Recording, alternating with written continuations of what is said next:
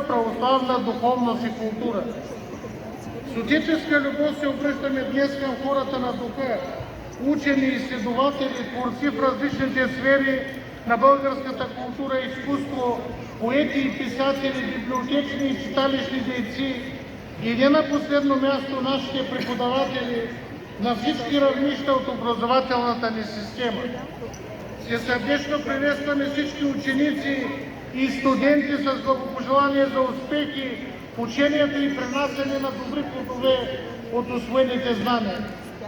Пазете заветите на славните ни предци и всякога помнете, че сред всичко онова, което е допринесло за съхраняването и оцеляването ни като народ, страна и църква, най-голям е приносът именно народната ни писменост, духовност и култура.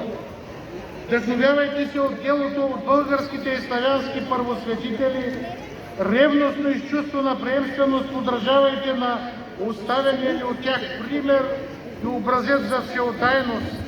Не жалете силите си и продължавайте да градите върху положената от тях здрава основа, за да пребъдем като народ със собствено лице сред духовното и културно многообразие на съвременния свят.